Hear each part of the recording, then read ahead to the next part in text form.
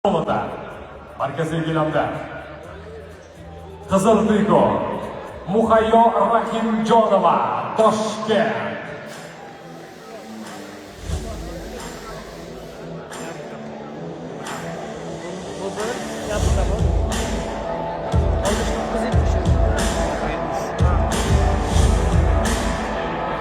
Demak do'stlar, 69 kg vazn toifasi final bahsi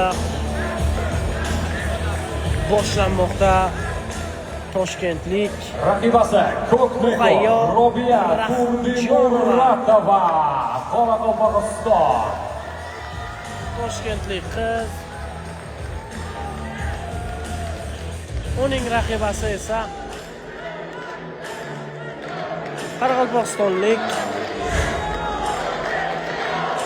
Demak, bas ham o'ziga yarasha yaxshi ketadi degan umiddamiz.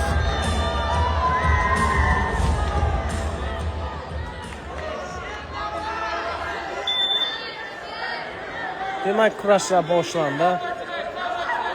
Muhayyo Rahimjonova shu yil Jahon chempionatining bronza medali sohibasi hisoblanadi. Aynan Gretsiyaning Afina shahrida bo'lib o'tgan Jahon chempionatida yarim finalga qadar yetib borgan edi, lekin ajoyib tarzda 2 ballni qo'lga kiritmoqda.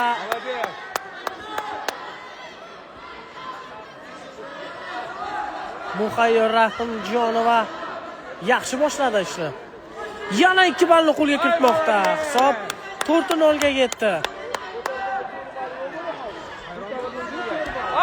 Yana 2 ball.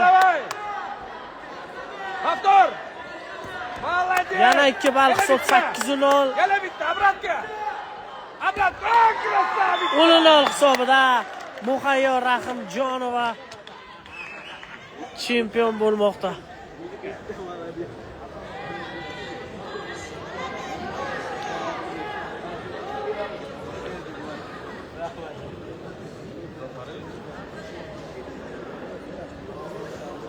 Tabriklaymiz. Markaziy gilamda g'alaba. Birinchi o'rin sohibasi zolota qizil triko Muhayyo Rahimjonova, Toshkent. Juda ham kamtar qizda shu. Na qaranglar.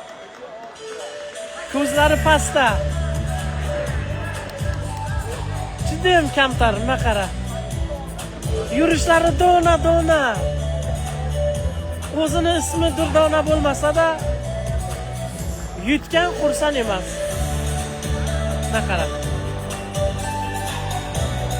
Va murabbiy bilan ko'rishdi.